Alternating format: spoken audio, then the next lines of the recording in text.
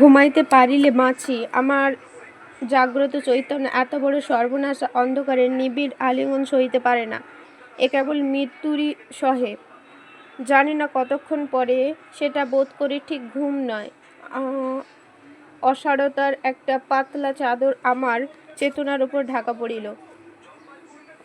একসময় সেই তন্দ্রাবেশের ঘোরে আমার পায়ের কাছে প্রথমে একটা ঘন নিঃশ্বাস অনুভব করিলাম।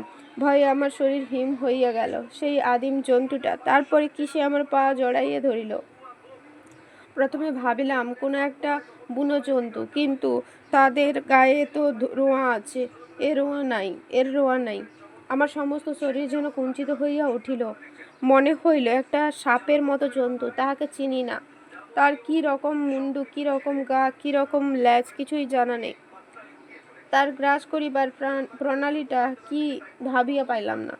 সে এমন নরম বলিয়াই এমন বিভৎস, সেই ক্ষুধার পুঞ্জ। ভয়ে ঘৃণায় আমার কণ্ঠ রোধ হইয়া গেল। আমি 2 পা দিয়া তাহাকে ঠেলিতে লাগিলাম। মনে হইল সে আমার পায়ের ওপর মুখ রাখিয়াছে, ঘন ঘন নিঃশ্বাস পড়িতেছে। সে যে কিরকম মুখ জানি না। আমি পা ছুড়িয়া লাথি মারিলাম। অবশেষে আমার ঘোরটা ভাঙিয়া গেল। প্রথমে ভাবিয়াছিলাম তার গায়ে রোঁয়া নাই, কিন্তু হঠাৎ অনুভব করলাম আমার পায়ের ওপরে একরাশি কেশর আসিয়া পড়িয়াছে। ধড়পড় করিয়া উঠিয়া বসিলাম। অন্ধকারে কে চলিয়া গেল। একটা কি যেন শব্দ শুনিলাম। সে কি চাপা কান্না? গুহা হইতে ফিরিয়া আসিলাম। গ্রামে মন্দিরের কাছে গুরুজির কোনো শিষ্য বাড়ির দোতলায় ঘরগুলিতে আমাদের বাসা ঠিক হইয়াছিল। গুহা হইতে ফেরার পর হইতে দামিনীকে আর বড় দেখা যায় না। সে আমাদের জন্য রাঁধিয়া বাড়িয়া দেয় বটে, কিন্তু পারতপক্ষে দেখা যায় না। সে এখানকার পাড়ার মেয়েদের সঙ্গে ভাব করিয়া লইয়াছে। সমস্ত দিন তাদেরই মধ্যে এবাড়ি ওবাড়ি ঘুরিয়া বেড়ায়। গুরুজি কিছু বিরক্ত হইলেন। তিনি ভাবিলেন মাটির বাসার দিকেই দামিনীর টান, আকাশের দিকে নয়। কিছুদিন যেমন দেব পূজার মতো করিয়া আমাদের সেবায় লাগিয়াছিল, এখন তাহাতে ক্লান্তি দেখিতে পাই। ভুল হয়, কাজের মধ্যে সেই সহজ শ্রী আর দেখা যায় না। গুরুজি আবার তাকে মনে মনে ভয় করিতে আরম্ভ করিয়াছেন। দামিনীর ভুরুর মধ্যে কয়েকদিন হইতে একটা ভ্রুকুটি কালো হইয়া উঠিয়াছে, এবং তার মেজাজের হাওয়াটা কেমন যেন এলোমেলো বহিতে শুরু করিয়াছে। দামিনীর এলো খোঁপা বাঁধা ঘাড়ের দিকে, ঠোঁটের মধ্যে, চোখের কোণে এবং ক্ষণে ক্ষণে হাতের একটা আক্ষেপে একটা কঠোর অবাধ্যতার ইশারা দেখা যাইতেছে।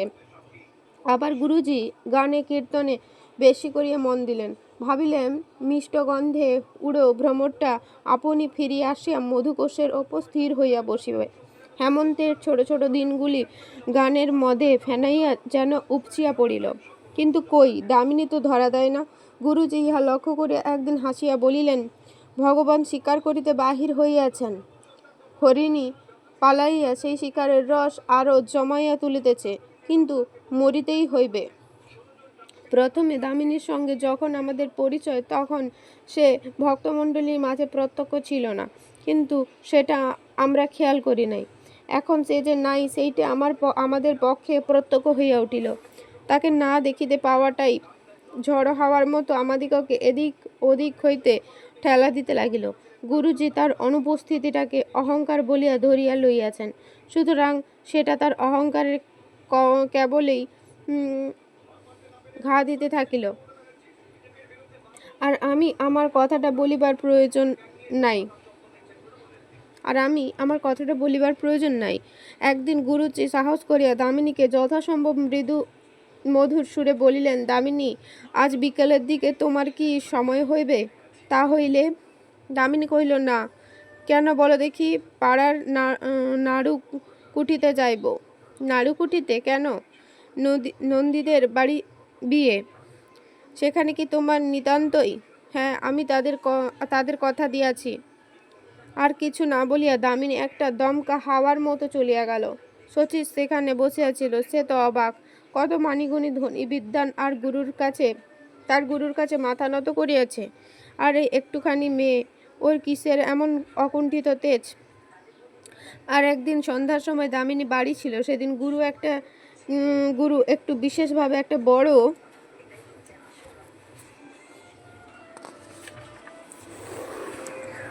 রকমের কথা পাড়িলেন। খানিক দূর এগোতেই তিনি আমাদের মুখের দিকে তাকাইয়া একটা যেন ফাঁকা কিছু বুঝিলেন। দেখিলেন আমরা অন্যমনস্ক। পিছন ফিরিয়া চাহিয়া দেখিলেন দামিনী যেখানে বসিয়া জামাই বোতাম লাগাইতেছিল সেইখানে সে নাই। বুঝিলাম আমরা দুজনে এই কথাটাই ভাবিতেছি যে দামিনী উঠিয়া চলিয়া গেল। তার মনের ভেতরে ঝুমঝুমির মতো বারবার বাজিতে লাগিল যে দামিনী শুনিল না, তার কথা শুনিতে চাহিল না। যাহা বলিতেছিলেন তার খেই হারাইয়া গেল। কিছুক্ষণ পরে আর থাকিতে পারিলেন না। দামিনীর ঘরের কাছে আসিয়া বলিলেন, দামিনী, এখানে একলা কি করিতেছ? ও ঘরে আসিবে না? দামিনী কহিল, না, একটু দরকার আছে। গুরু উকি মারিয়া দেখিলেন খাঁচার মধ্যে একটা চিল। দিন দুই হলো কেমন করিয়া টেলিগ্রাফের তারে ঘা খাইয়া চিলটা মাটিতে পড়িয়া গিয়াছিল। সেখানে কাকের দলের হাত হইতে দামিনী তাহাকে উদ্ধার করিয়া আনে। তারপর হইতে শুশ্রূষা চলিতেছে। এই তো গেল চিল। আবার দামিনী একটা কুকুরের বাচ্চা জোটাইয়াছে। তার রূপও যেমন, কৌলীন্যও তেমনি। সে একটা মূর্তিমান রসভঙ্গ। করতালের একটু আওয়াজ পাইবে মাত্র সে আকাশের দিকে মুখ তুলিয়া বিধাতার কাছে আর্তস্বরে নালিশ করিতে থাকে। সে নালিশ বিধাতা শোনেন না বলিয়াই রক্ষা, কিন্তু যারা শোনেন তাদের ধৈর্য থাকে না।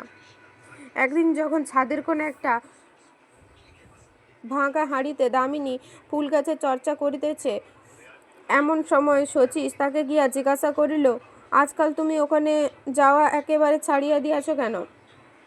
কোনখানে? গুরুজির কাছে। কেন? আমাকে? তোমাদের কিসের প্রয়োজন? প্রয়োজন আমাদের কিছু নাই, কিন্তু তোমার তো প্রয়োজন আছে। দামিনী জ্বলিয়া উঠিয়া বলিল, কিছু না।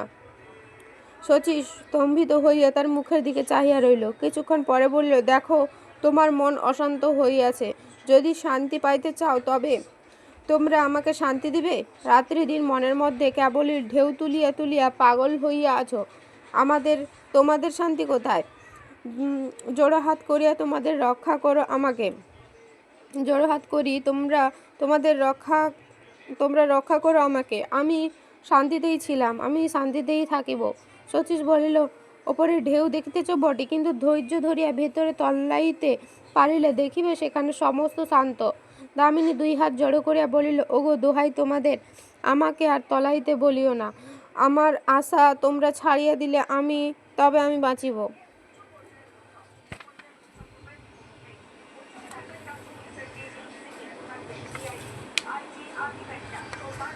আচ্ছা, এটা হচ্ছে গিয়ে দামিনী অংশটি আরম্ভ হয়েছে। এটা 1 নম্বর শেষ হলো, 2 নম্বরটি আরম্ভ করছি।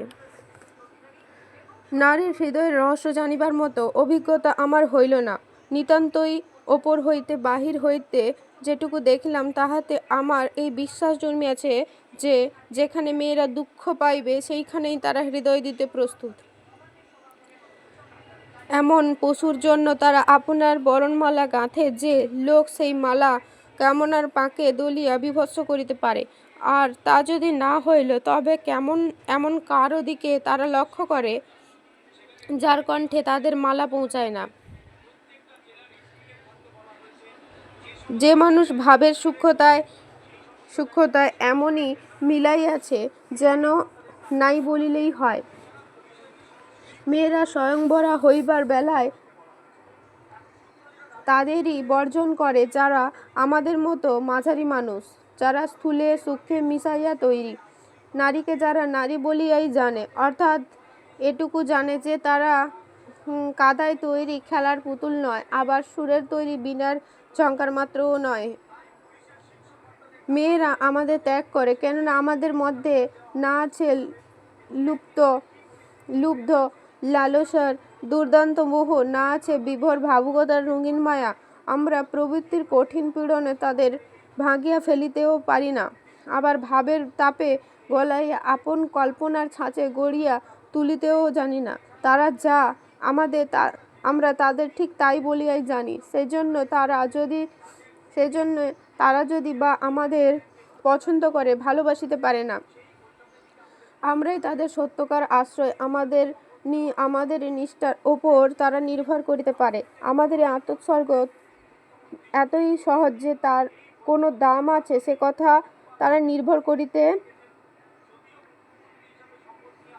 কথা তারা ভুলিয়া যায়।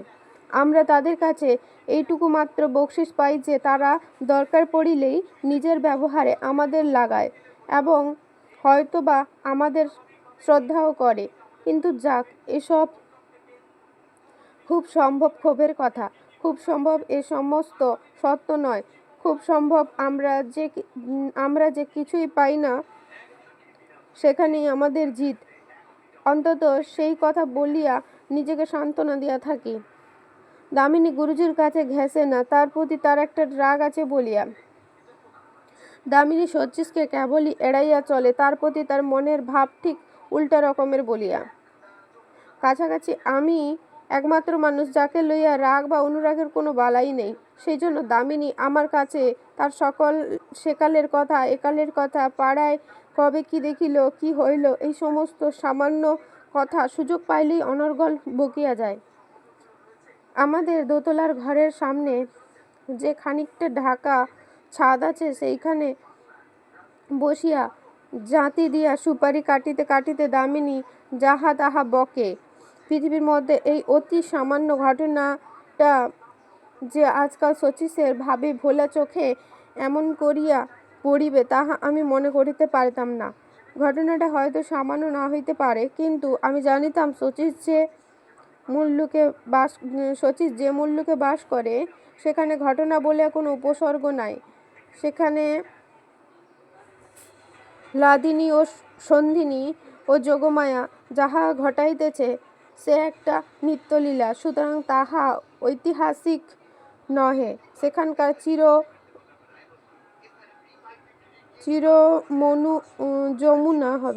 যমুনা তীরের চিরধরী সমীরের বাঁশি যারা শুনিতেছে তারা যে আশপাশের অনিত্য ব্যাপার চোখে কিছু দেখে বা কানে কিছু শোনে হঠাৎ তাহা মনে হয় না। অন্তত গুহা হইতে ফিরিয়া আসার পূর্বে শচীশের চোখ কান ইহা অপেক্ষা অনেকটা বোঝা ছিল। আমারও একটু ত্রুটি ঘটিয়াছিল। আমি মাঝে মাঝে আমাদের রসালোচনার আসরে গড় হাজির হইতে শুরু করিয়াছিলাম। সেই ফাঁক শচীশের কাছে ধরা পড়িতে লাগিল। একদিন সে আসিয়া দেখিল গোয়ালা বাড়ি হইতে এক ভাঁড় দুধ কিনিয়া আমি দামিনীর পোষা বেজিকে খাওয়াইবার জন্য তার পেছনে ছুটিতেছি। কৈফিয়তের হিসাবে সে এ কাজটা নিতান্তই অচল। সভাভঙ্গ পর্যন্ত এটা মুলতবি রাখিলে লোকসান ছিল না। এমনকি বেজির ক্ষুধা নিবৃত্তির ভার স্বয়ং বেজির ওপরে রাখিলে জীবে দয়ার অত্যন্ত বাত্যয় হইত না, অথচ নামে রুচির পরিচয় দিতে পারিতাম। তাই হঠাৎ শচীশকে দেখিয়া অপ্রস্তুত হইতে হইল। ভাঁড়টা সেইখানে রাখিয়া আত্মমর্যাদা উদ্ধারের পন্থায় সরিয়া যাইবার চেষ্টা করিলাম। কিন্তু আশ্চর্য দামিনীর ব্যবহার! সে একটুও কুণ্ঠিত হইল না। বলিল, কোথায় যান শ্রীবিলাসবাবু? আমি মাথা চুলকাইয়া বলিলাম, একবার। দামিনী বলিল, উহাদের গান এতক্ষণে শেষ হইয়া গেছে, আপনি বসুন না। শচীশের সামনে দামিনীর এই প্রকার অনুরোধ আমার কান দুটো ঝাঁ ঝাঁ করিতে লাগিল। দামিনী কহিল, বেজিটাকে লইয়া মুশকিল হইয়াছে। কাল রাত্রে পাড়ার মুসলমানদের বাড়ি হইতে ও একটা মুরগি চুরি করিয়া খাইয়েছে।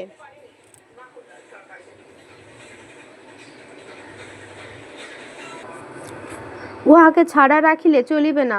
শ্রীবিলাস বাবুকে বলিয়াছে একটা বড় দেখিয়া ঝুড়ি কিনিয়া আনিতে। উহাকে চাপা দিয়া রাখিতে হইবে। বেজিকে দুধ খাওয়ানো, বেজির ঝুড়ি কিনিয়া আনা প্রভৃতি উপলক্ষে শ্রীবিলাসবাবুর অনুগত্যটা শচীশের কাছে দামিনী যেন একটু উৎসাহ করিয়াই প্রচার করিল। যেদিন গুরুজি আমার সামনে শচীশকে তামাক সাজিতে বলিয়াছিলেন সেই দিনের কথাটা মনে পড়িল। জিনিসটা একই।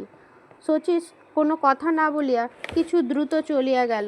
দামিনী মুখের দিকে চাহিয়া দেখি শচীশ যেদিকে চলিয়া গেল সেই দিকে তাকাইয়া তার চোখ দিয়া বিদ্যুৎ ঠিকরিয়া পড়িল। সে মনে মনে কঠিন হাসি হাসিল। কি যে সে বুঝিল তা সেই জানে, কিন্তু ফল হইল এই, নিতান্ত সামান্য ছুতা করিয়া দামিনী আমাকে তলব করিতে লাগিল। আবার একদিন নিজের হাতে কোনো একটা মিষ্টান্ন তৈরি করিয়া বিশেষ করিয়া আমাকেই সে খাওয়াইতে বসিল। আমি বলিলাম শচীশদাকে। দামিনী বলিল, তাকে খাইতে ডাকিলে বিরক্ত করা হইবে। শচীশ মাঝে মাঝে দেখিয়া গেল আমি খাইতে বসিয়াছি। তিনজনের মধ্যে আমার দশাটাই সবচেয়ে মন্দ। আমি নাট্যের মুখ্য পাত্র যে দুটি, তাদের অভিনয়ের আগাগোড়াই আত্মগত। আমি আছি প্রকাশ্যে, তার একমাত্র কারণ আমি নিতান্তই গৌণ। তাহাতে একবার নিজের ভাগ্যের উপরে রাগও হয়, অথচ উপলক্ষ সাজিয়া যেটুকু নগদ বিদায় জোটে সেটুকুর লোভও সামলাইতে পারি না। এমন মুশকিলে পড়িয়াছি।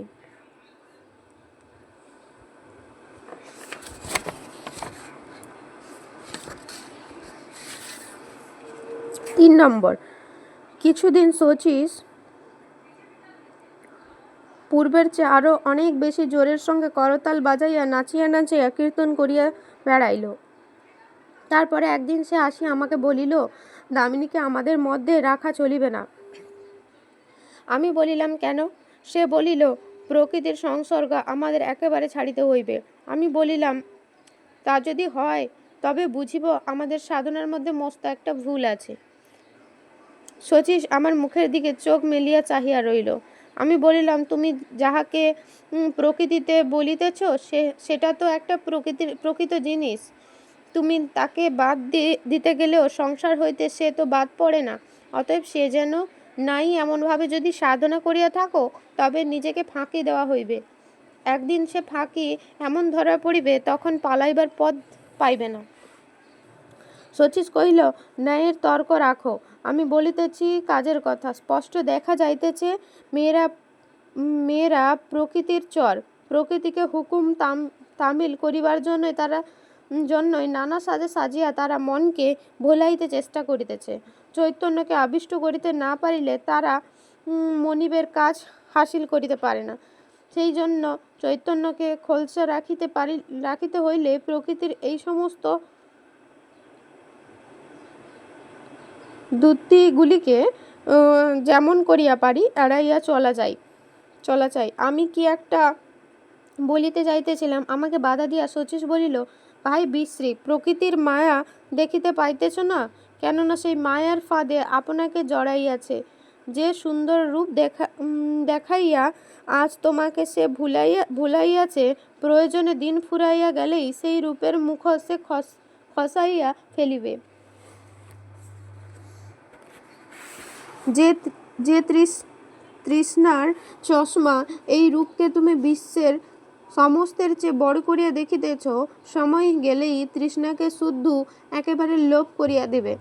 যেখানে মিথ্যার ফাঁদ এমন স্পষ্ট করিয়া পাতা দরকার কি সেখানে বাহাদুরি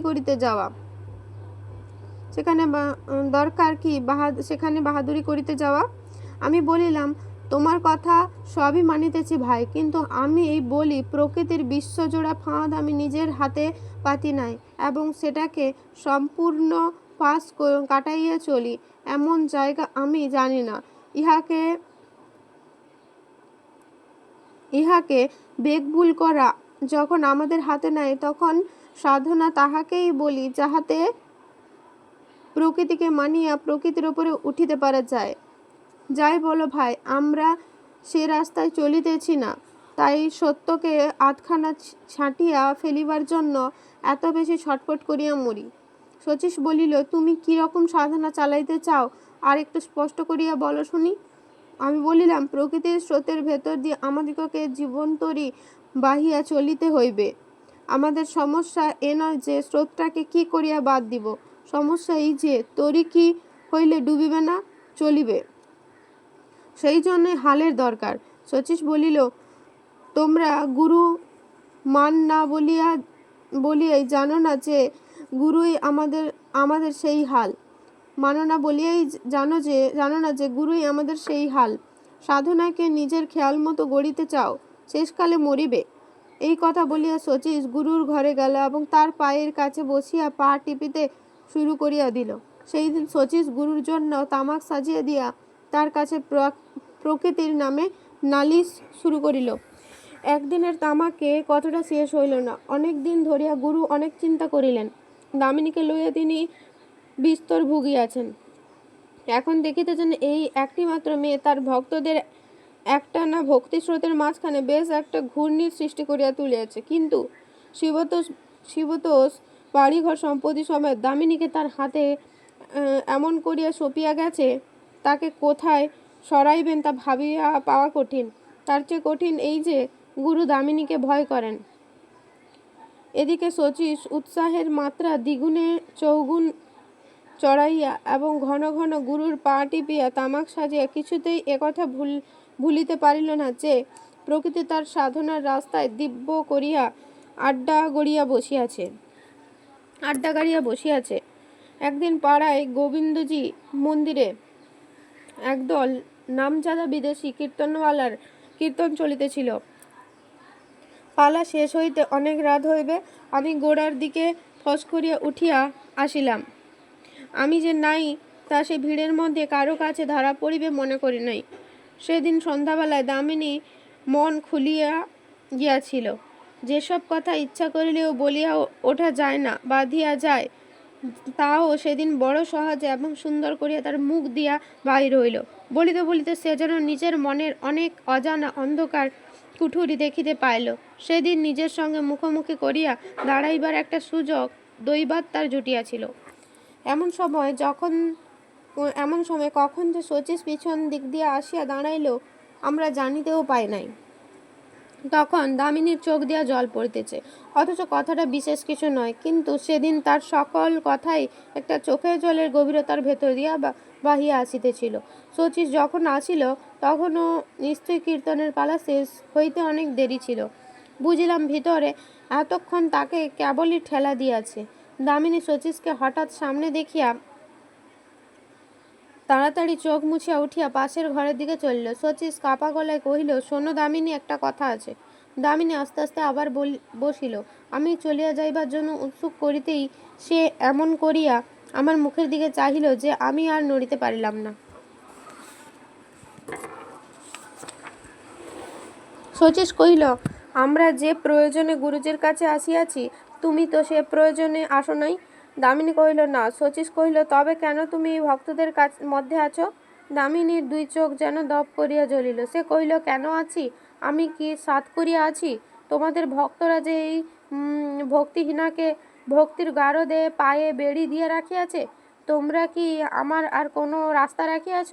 শচীশ বলিল, আমরা ঠিক করিয়াছি, তুমি যদি কোনো আত্মীয়ার কাছে গিয়া থাকো তবে আমরা খরচপত্রের বন্দোবস্ত করিয়া দিব। তোমরা ঠিক করিয়াছ? হ্যাঁ, আমরা ঠিক করি নাই। কেন, ইহাতে তোমার অসুবিধাটা কি? তোমাদের কোনো ভক্ত বা এক মতলবে এক বন্দোবস্ত করিবেন, কোনো ভক্ত আর এক মতলবে আর এক বন্দোবস্ত করিবেন, মাঝখানে আমি কি তোমাদের 10-25-এর খুঁটি? শচীশ অবাক হইয়া চাহিয়া রহিল। দামিনী কহিল, আমাকে তোমাদের ভালো লাগিবে বলিয়া আমি নিজের ইচ্ছায় তোমাদের মধ্যে আমি আসি নাই। আমাকে তোমাদের ভালো লাগিতেছে না বলিয়া তোমাদের ইচ্ছায় আমি নড়িব না। বলিতে বলিতে মুখের ওপর 2 হাত দিয়া তার আঁচল চাপিয়া সে কাঁদিয়া উঠিল এবং তাড়াতাড়ি ঘরের মধ্যে ছুটিয়া গিয়া দরজা বন্ধ করিয়া দিল। সেই দিন শচীশ আর কীর্তন শুনিল না। সেই ছাদে মাটির ওপরে চুপ করিয়া বসিয়া রহিল। সেই দিন দক্ষিণের হাওয়ার দূর সমুদ্রের ঢেউয়ের শব্দ পৃথিবীর বুকের ভিতরকার একটা কান্নার মতো নক্ষত্রলোকের দিকে উঠিতে লাগিল। আমি বাহির হইয়া গিয়া অন্ধকারে গ্রামের নির্জন রাস্তার মধ্যে ঘুরিয়া বেড়াইতে লাগিলাম। 4 নম্বর, গুরুজি আমাদের দুজনকে যে রসের স্বর্গলোকে বাঁধিয়া রাখিবার চেষ্টা করিলেন, আজ মাটির পৃথিবী তাহাকে ভাঙিবার জন্য কোমর বাঁধিয়া লাগিল। এতদিন তিনি রূপকের পাত্রে ভাবের মত কেবলই আমাদিগকে ভরিয়া ভরিয়া পান করিয়াছেন। এখন রূপের সঙ্গে রূপকের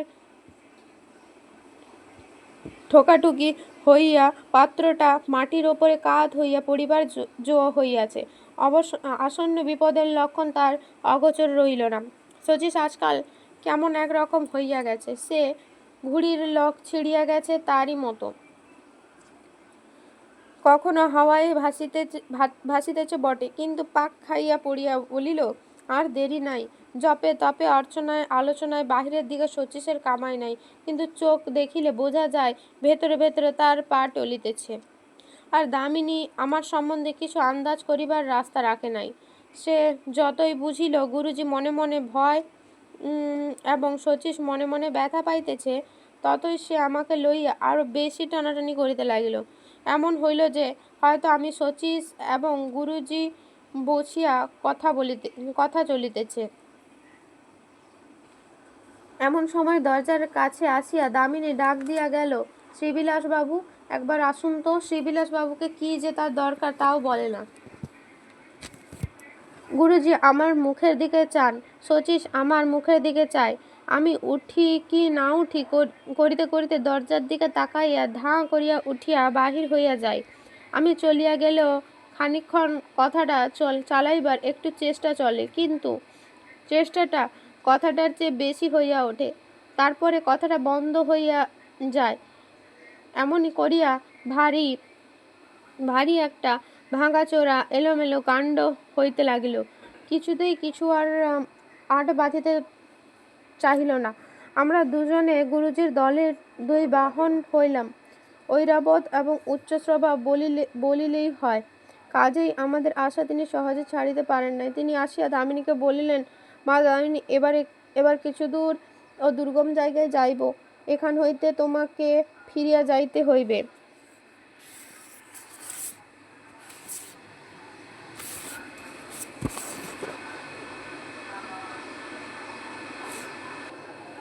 কোথায় যাইব? তোমার মাসির ওখানে। সে আমি পারব না। কেন? প্রথমে তিনি আমার আপন মাসি নন, তারপরে তার কিসের দায় যে তিনি আমাকে তার ঘরে রাখিবেন, যাতে তোমার খরচ তার না লাগে? আমরা তার দায় কি কেবল খরচের? তিনি যে আমার দেখাশোনা খবরদারি করিবেন, সে ভার তার উপরে নাই। আমি কি চিরদিন সমস্তক্ষণ তোমাকে আমার সঙ্গে রাখিব? সে জবাব কি আমার দেবার? তোমাকে আমার সঙ্গে রাখিব, সে জবাব কি আমার দেবার? যদি আমি মরি তুমি কোথায় যাইবে?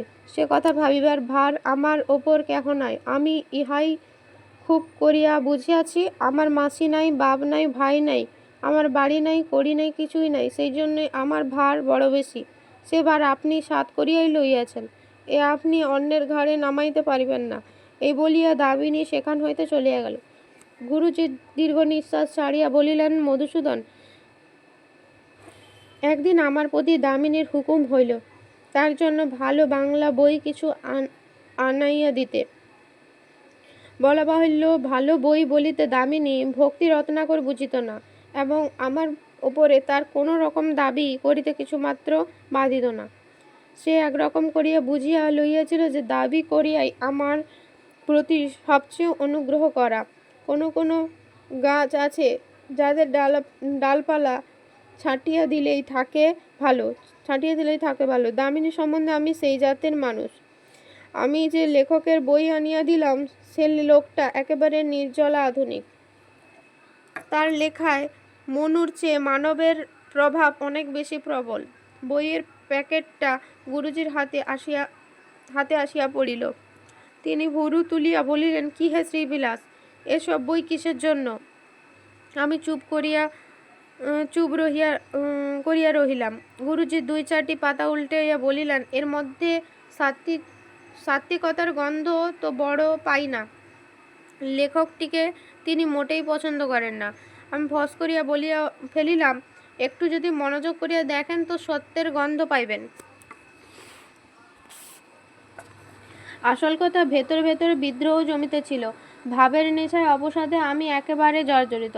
মানুষকে ফেলিয়া শুধুমাত্র মানুষের হৃদয়বৃত্তিগুলোকে লইয়া দিন রাত্রি এমন করিয়া ঘাঁটাঘাঁটি করিতে আমার যতদূর অরুচি হইবার তা হইয়াছে। গুরুজি আমার মুখের দিকে খানিকক্ষণ চাহিয়া রইলেন, তারপরে বলিলেন, আচ্ছা, তবে একবার মনোযোগ করিয়া দেখা যাক বলিয়া বইগুলো তার বালিশের নিচে রাখলেন। বুঝিলাম তিনি ফিরাইয়া দিতে চান না।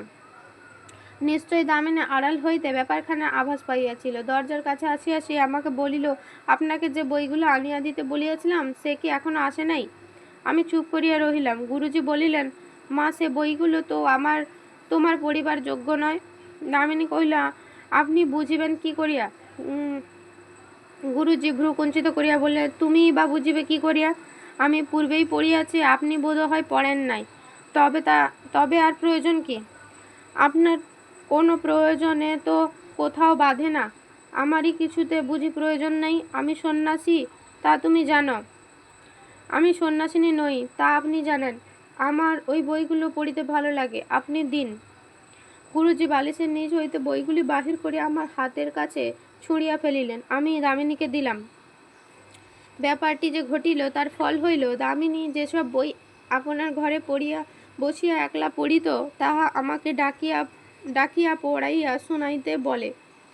বারান্দায় বসিয়া আমাদের পড়া হয়, আলোচনা চলে। শচীশের মুখ দিয়া বারবার আসে আর যায়। শচীশ সম্মুখ দিয়া বারবার আসে আর যায়। মনে করে বসিয়া পড়ি, অনাহুত বসিতে পারে না। একদিন বইয়ের মধ্যে ভারী একটা মজার কথা ছিল, শুনিয়া দামিনী খিলখিল করিয়া হাসিয়া অস্থির হইয়া গেল।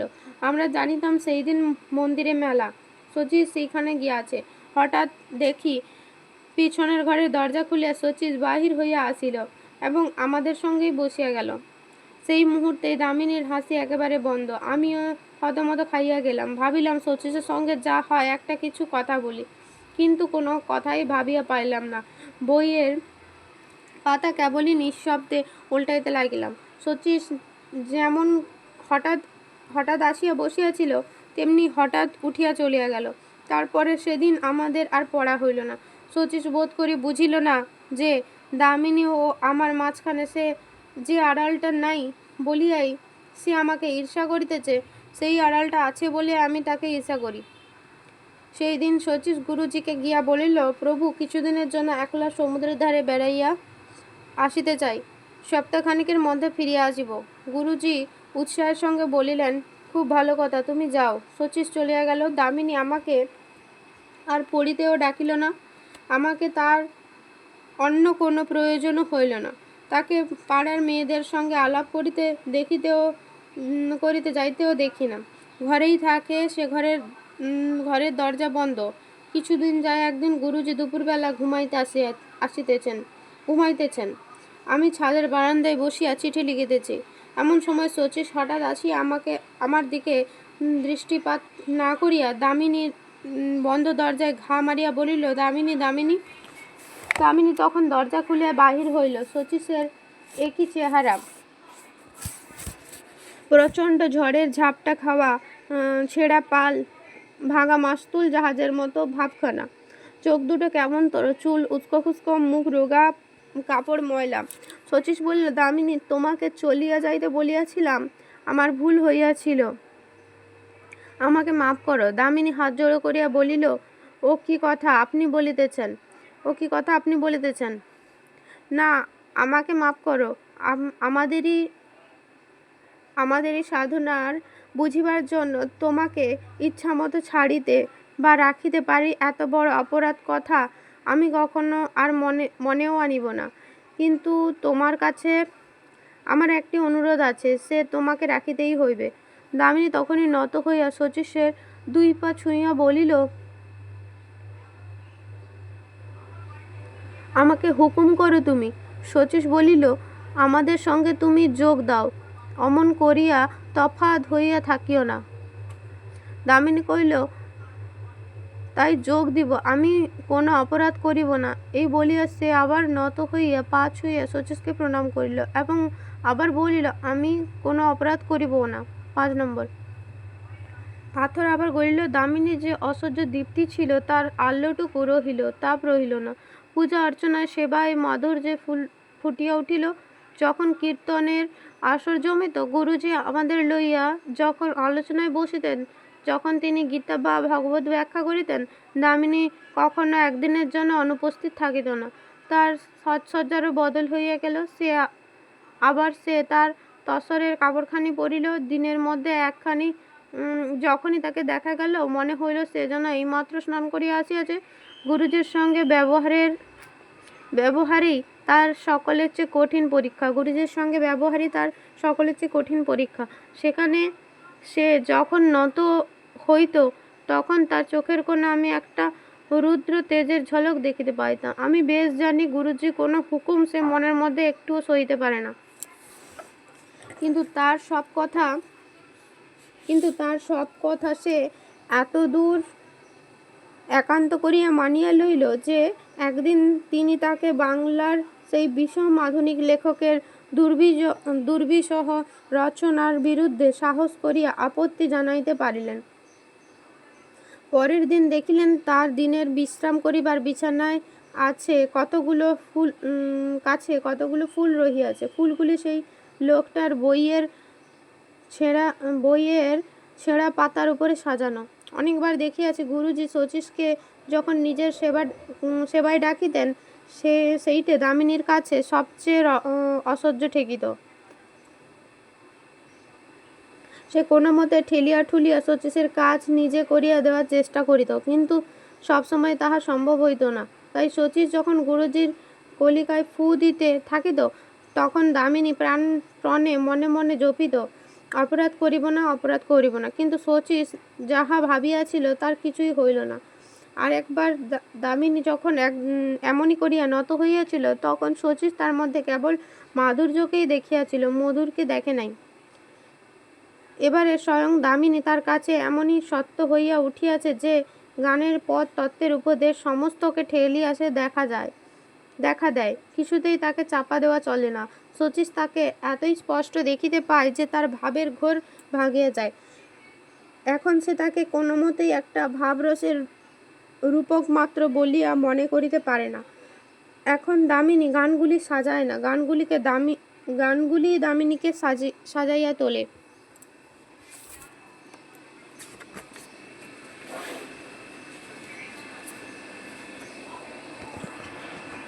এইখানে এই সামান্য কথাটুকু বলিয়া রাখি। এখন আমাকে দামিনীর আর কোনো প্রয়োজন নাই। আমার উপরে তার সমস্ত ফরমাস হঠাৎ একেবারে বন্ধ। আমার যে কটি সহযোগী ছিল, তার মধ্যে চিলটা মরিয়াছে, বেজিটা পালাইয়াছে, কুকুরছানাটা অনাচারে গুরুজি বিরক্ত বলিয়া সেটাকে দামিনী বিলাইয়া দিয়াছে। এইরূপে আমি বেকার ও সঙ্গীহীন হইয়া পড়াতে পুনশ্চ গুরুজির দরবারে পূর্বের মতো ভর্তি হইলাম। যদিচ সেখানকার সমস্ত কথাবার্তা, গান বাজনা আমার কাছে একেবারে বিশ্রী রকমের বিস্বাদ হইয়া গিয়াছিল।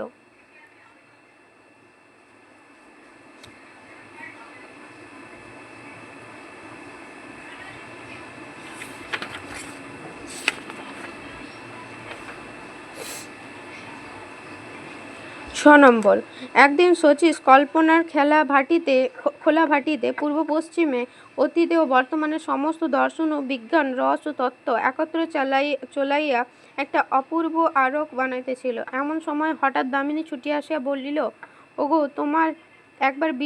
তোমরা একবার শীঘ্রই এসো। আমি তাড়াতাড়ি উঠিয়া বলিলাম, কি হইয়াছে? দামিনী কহিল, নবীনের স্ত্রী বোধহয় বিষ খাইয়াছে। নবীন আমাদের গুরুজির একজন চেলার আত্মীয়, আমাদের প্রতিবেশী, সে আমাদের কীর্তনের দলের একজন নায়ক। গিয়া দেখিলাম তার স্ত্রী তখন মরিয়া গেছে। খবর লইয়া জানিলাম নবীনের স্ত্রী তার মাতৃহীনা বোনকে নিজের কাছে আনিয়া রাখিয়াছিল। ইহারা কুলীন, উপযুক্ত পাত্র পাওয়া দায়। মেয়েটিকে দেখিতে ভালো, নবীনের ছোট ভাই তাকে বিবাহ করিবে বলিয়া পছন্দ করিয়াছিল। সে কলিকাতার কলেজে পড়ে, আর কয়েক মাস পরে পরীক্ষা দিয়া আগামী আষাঢ় মাসে সে বিবাহ করিবে, এইরকম কথা। এমন সময় নবীনের স্ত্রীর কাছে ধরা পড়িল যে তার স্বামীর ও তার বোনের পরস্পর আসক্তি জমিয়াছে। তখন তার বোনকে বিবাহ করিবার জন্য সে স্বামীকে অনুরোধ করিল। খুব বেশি পীড়াপড়ি করিতে হইল না, বিবাহ চুকিয়া গেল। পর নবীনের প্রথমা স্ত্রী বিষ খাইয়া আত্মহত্যা করিয়াছে। তখন আর কিছু করিবার ছিল না। আমরা ফিরিয়া আসিলাম। গুরুজির কাছে অনেক তখন আর কিছু করিবার ছিল না। আমরা ফিরিয়া আসিলাম। গুরুজির কাছে অনেক শিষ্য জুটিল। তারা তাকে কীর্তন শুনাইতে লাগিল। তিনি কীর্তনে যোগ দিয়া নাচিতে লাগিলেন।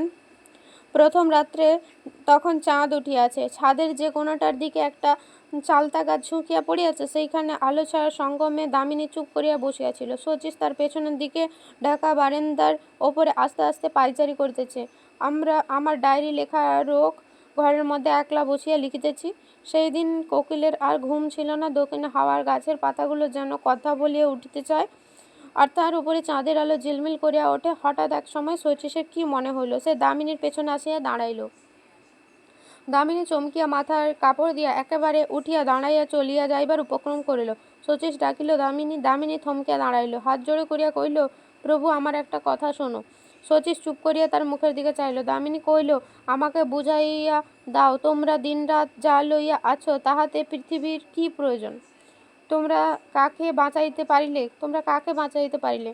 আমি ঘর হইতে বাহির হইয়া বারান্দায় আসিয়া দাঁড়াইলাম। দামিনী কহিল, তোমরা দিন রাত রস রস করিতেছ, ও ছাড়া আর কথা নাই। রস যে কি সে তো আজ দেখিলে। তার না আছে ধর্ম, না আছে কর্ম, না আছে ভাই, না আছে স্ত্রী, না আছে কুলমান। তার দায় নেই, বিশ্বাস নেই, লজ্জা শরম নাই। এই নির্লজ্জ নিষ্ঠুর সর্বনেশে রসের রসাতলে হইতে মানুষকে রক্ষা করিবার কি উপায় তোমরা করিয়াছ? আমি থাকিতে পারিলাম না বলিয়া উঠিলাম, আমরা স্ত্রীলোককে আমাদের চতুঃসীমানা হইতে দূরে খেদাইয়া রাখিয়া নিরাপদে রসের চর্চা করিবার ফন্দি করিয়াছি। আমার কথায় একেবারেই কান না দিয়া দামিনী শচীশকে কহিল, আমি তোমার গুরুর কাছে হইতে কিছু পাই নাই। তিনি আমার উতলা মনকে এক মুহূর্তে শান্ত করিতে পারেন নাই। আগুন দিয়া আগুন নেভানো যায় না। তোমার গুরু যে পথে সবাইকে চালাইতেছেন সে পথে ধৈর্য নাই, বীর্য নাই, শান্তি নাই। এই যে মেয়েটা মরিল রসের পথে, রসের রাক্ষসী তো তার বুকের রক্ত খাইয়া তাকে মারিল। কি তার কুৎসিত চেহারা সে তো দেখিলে। প্রভু, হাত জোড় করিয়া বলি, এই রাক্ষসীর কাছে তোমাকে বলি দিও। প্রভু, হাত জোড় করিয়া বলি, এই রাক্ষসীর কাছে আমাকে বলি দিও না। যদি আমাকে বাঁচাও, যদি কেউ আমাকে বাঁচাইতে পারে তো সে তুমি। ক্ষণকালের জন্য আমরা তিনজনই চুপ করিয়া রহিলাম। চারিদিক অমনি স্তব্ধ হইয়া উঠিল যে আমার মনে হইল যেন ঝিল্লির শব্দে পাণ্ডুবর্ণ আকাশটা সমস্ত গা ঝিমঝিম করিয়া আসিতেছে। শচীশ বলিল, বলো, আমি তোমার কি করিতে পারি? দামিনী বলল, তুমি আমার গুরু হও। আমি আর কাহাকেও মানিব না।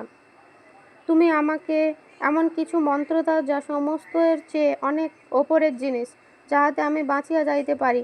আমার দেবতাকে তুমি আমার সঙ্গে মজাইও না। শচীশ স্তব্ধ হইয়া দাঁড়াইয়া কহিল, তাই হইবে। দামিনী শচীশের পায়ের কাছে মাটিতে মাথা ঠেকাইয়া অনেকক্ষণ ধরিয়া প্রণাম করিল। গুনগুন করিয়া বলিতে লাগিল, তুমি আমার গুরু, তুমি আমার গুরু। আমাকে সকল অপরাধ হইতে বাঁচাও। পরিশিষ্ট। আবার একদিন কানাকানি ও কাগজে কাগজে গালাগালি চলিল যে ফের শচীশের মতের বদল হইয়াছে। একদিন অতি উচ্চস্বরে সে না মানিত জাত, না মানিত ধর্ম। তারপরে আর একদিন অতি উচ্চস্বরে সে খাওয়া, ছোঁয়া, স্নান, তর্পণ, যোগ, দেবদেবী কিছুই মানিতে বাকি রাখিল না। তারপরে আর একদিন সেই সমস্তই মানিয়া লওয়ার ঝুড়ি ঝুড়ি বোঝা ফেলিয়া দিয়া সে নীরবে শান্ত হইয়া বসিল। কি মানিল আর কি মানিল না তাহা বোঝা গেল না। কেবল ইহাই দেখা গেল, আগেকার মতো আবার সে কাজে লাগিয়া গেছে, কিন্তু তার মধ্যে ঝগড়া বিবাদের ঝাঁজ কিছুই নেই। আর একটা কথা লইয়া কাগজে বিস্তর বিদ্রুপ ও কটূক্তি হইয়া গেছে। আমার সঙ্গে দামিনীর বিবাহ হইয়াছে। এই বিবাহের রহস্য কি তা সকলে বুঝিবে না, বোঝার প্রয়োজনও নাই।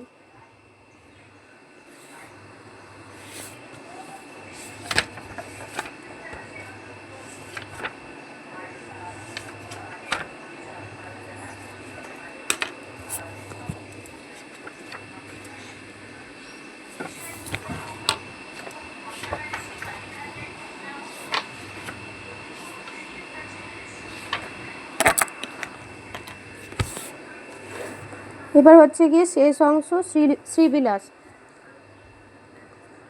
এখানে এক সময় নীলকুঠি ছিল, তার সমস্ত ভাঙিয়া চুরিয়া গেছে, কেবল গুটি কতক ঘর বাকি। দামিনীর মৃতদেহ দাহ করিয়া পাশে করিয়া দেশে ফিরিয়া আসিবার সময় এই জায়গাটা আমার পছন্দ হইল, তাই কিছুদিনের জন্য এখানে রহিয়া গেলাম। নদী হইতে কুঠি পর্যন্ত যে রাস্তা ছিল তার দুই ধারে শিশু গাছের সারি, বাগানে ঢুকিবার ভাঙা গেটের দুটো থাম, আর পাঁচিলে একদিকে খানিকটা আছে, কিন্তু বাগান নাই। থাকিবার মধ্যে এক কোণে কুঠির কোনো এক মুসলমান গোমস্তার গোর, তার ফাটলে ফাটলে ঘন ঝোপ করিয়া ভাটি ফুলের ও আকন্দ গাছ উঠিয়াছে, একেবারে ফুলে ভরা। বাসর ঘরে শ্যালীর মতো মৃত্যুর কান মেলিয়া দিয়া দক্ষিণা বাতাসে তারা হাসির লুটোপুটি করিতেছে। দিঘির পাড় ভাঙিয়া জল শুকাইয়া গেছে, তার তলায় ধানের সঙ্গে মিলিয়া চাষিরা ছোলার চাষ করিয়াছে। আমি যখন সকালবেলা শালতপাড়া ইটের ঢিবির ওপরে শিশুর ছায়ায় বসিয়া থাকি, তখন ধনে ফুলের গন্ধে আমার মগজ ভরিয়া যায়। বসিয়া বসিয়া ভাবি, নীলকুঠি যেটা আজ গো ভাগাড়ে গরুর হাড়কখানার মতো পড়িয়া আছে, সে যে একদিন সজীব ছিল। সে আপনার চারিদিকে সুখ দুঃখের যে ঢেউ তুলিয়াছিল, মনে হইয়াছিল যে তুফান কোনো কালে শান্ত হইবে না।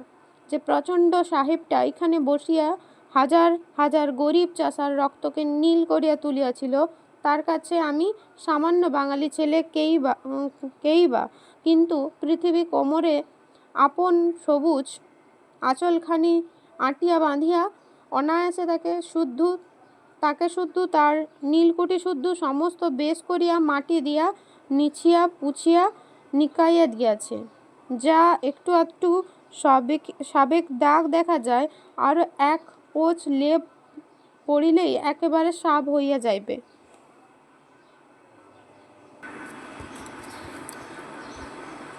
কথাটা পুরানো। আমি তার অনুরক্তি করিতে বসি নাই। আমার মন বলিতেছে, না গো, প্রভাতের পর প্রভাতে এ কেবল কালের উত্থান নিকানো নয়। সেই নীলকুঠির সাহেবটা আর তার নীলকুঠির বিভীষিকা একটুখানি ধুলোয় চিহ্নের মতো মুছিয়া গেছে বটে, কিন্তু আমার দামিনী, আমি জানি আমার কথা কেহ মানিবে না। শঙ্করাচার্যের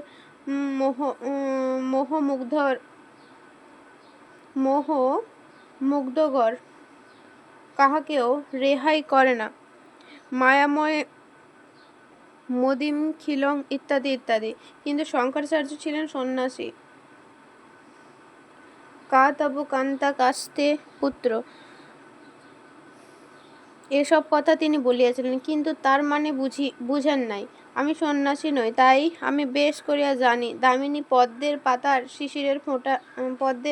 শিশিরের ফোঁটা নয়। কিন্তু শুনিতে পাই গৃহীরাও এমন বৈরাগ্যর কথা বলে। তা হইবে, তারা কেবলই গৃহী, তারা হারায় তাদের গৃহিণীকে। তাদের গৃহও মায়া বটে, তাদের গৃহিণীও তাই। ওসব যে হাতে গড়া জিনিস, ঝাঁট পড়িলেই পরিষ্কার হইয়া যায়। আমি তো গৃহী হইবার সময় পাইলাম না, আর সন্ন্যাসী হওয়া আমার ধাতে নাই, সেই আমার রক্ষা। তাই আমি যাকে কাছে পাইলাম, সে গৃহিণী হইল না, সে মায়া হইল না, সে সত্য রহিল, সে শেষ পর্যন্ত দামিনী। কার সাধ্য তাকে ছায়া বলে। দামিনীকে যদি আমি কেবলমাত্র ঘরের গৃহিণী করিয়াই জানিতাম, তবে অনেক কথা লিখিতাম না। তাকে আমি সেই সম্বন্ধের চেয়ে বড় করিয়া এবং সত্য করিয়া জানিয়াছি বলিয়াই সব কথা খোলসা করিয়া লিখিতে পারিলাম। লোকে যা বলে বলুক। মায়ার সংসারে মানুষ যেমন করিয়া দিন কাটায়, তেমনি করিয়া দামিনীকে লইয়া যদি আমি পুরামাত্রায় ঘরকন্না করিতে পারিতাম, তবে তেল মাখিয়া স্নান করিয়া আহারান্তে পান চিবাইয়া নিশ্চিন্তে থাকিতাম। তবে দামিনীর মৃত্যুর পরে নিঃশ্বাস ছাড়িয়া বলিতাম, সংসার সংসার রোহময়তার বিচিত্র, এবং সংসারের বৈচিত্র্য আবার একবার পরীক্ষা করিয়া দেখিবার জন্য কোনো একজন পিসি বা মাসির অনুরোধ শিরোধার্য করিয়া লইতাম।